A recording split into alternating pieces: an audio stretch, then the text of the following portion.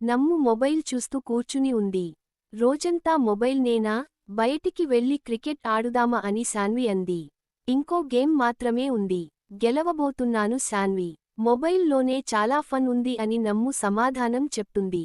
సరే నమ్ము, ఒక ఛాలెంజ్ వేద్దాము. 7 రోజులు మొబైల్ లేకుండా నువ్వు ఉంటే ప్రతిరోజు రివార్డ్, చివర్లో సర్ప్రైజ్ గిఫ్ట్. అయితే ఓకే శాన్వి అని నమ్ము ఛాలెంజ్ని అక్సెప్ట్ చేసింది. ఒకటో రోజు ఎనర్జీ స్టార్ట్ అయింది.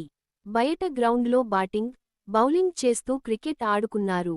రెండో రోజు క్రియేటివిటీ టైం. ఎవరికి ఇష్టమైన సూపర్ హీరోస్ని వారు చక్కగా డ్రా చేశారు. మూడో రోజు స్కిల్ టైం. డాన్స్ మరియు మ్యూజిక్ క్లాస్. నమ్ము కొత్త డాన్స్ స్టెప్ వేస్తూ ఆనందంగా ఎంజాయ్ చేసింది. శాన్వి చక్కగా ఆడుతూ పాడుతూ సరదాగా గడిపింది. నాలుగో రోజు కిచెన్లో ఇంటి పని. అమ్మకు జ్యూస్ తయారు చేయడంలో నమ్ము, కూరగాయలు కట్ చేయడంలో శాన్వి హెల్ప్ చేస్తారు. అమ్మ చేసిన స్నాక్స్ తింటూ, జ్యూస్ తాగుతూ ఎంజాయ్ చేస్తారు.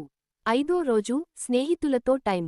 ఇంటి దగ్గరలో ఉన్న పార్క్కి వెళ్లి స్నేహితులతో కలిసి ఎన్నో ఆటలు ఆడుకుంటారు.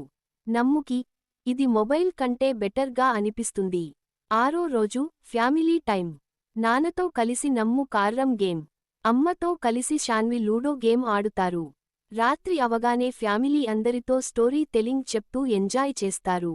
ఏడో రోజు శాన్వి నమ్ము మొబైల్ కావాలా, లేక రియల్ గేమ్స్, ఫ్రెండ్స్తో ఫన్ బెటరా అని అడిగింది. రివార్డ్ ప్రతిరోజు ఇచ్చిన శాన్వి ఇది నీ గిఫ్ట్ నమ్ము అని తనకి ఇష్టమైన టెడ్డీబీర్ బొమ్మని గిఫ్ట్గా ఇచ్చింది. థాంక్స్ శాన్వి.